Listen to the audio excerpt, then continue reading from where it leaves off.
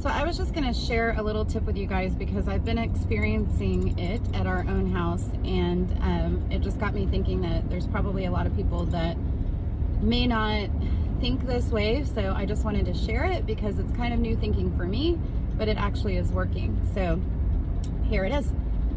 So basically, when I used to leave in the morning for the day to go to work, I would crank the thermostat up to like 77, 78, sometimes 76, depending on how hot of a day it was going to be. And then when I would get home at 5 o'clock, after it's been the hottest part of the day and I'm trying to cook dinner and throw in a load of laundry, I would crank that sucker down to 70 and complain that it was just taking forever. It wouldn't reach that temperature until 10 o'clock at night. And during that whole time, for about 5 hours, it was hot. And that was uncomfortable. So what I've been doing, and it seems to be working, did it yesterday and actually went through the weekend doing it, is I've been leaving the house with it set at like 72. And nobody is home during the day. Got home last night about 5:30.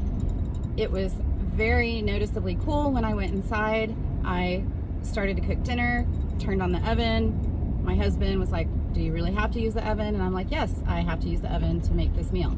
So cooked dinner, the temp still stayed comfortable, went and laid down at about 9:30 last night, and it was nice and cool and easily reached the temperature that I had it set to, which was 70 degrees. So just wanted to pass that on. I know that we kind of get into the thinking that to save money, we need to crank the system up, or the thermostat up, so that it doesn't run all day. But ultimately, it ends up running all day because it's hot outside. So if it's even trying to just keep the house at 76, it's constantly running.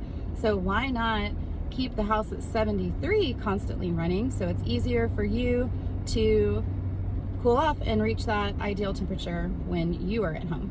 Hope this is helpful. Thanks. Bye.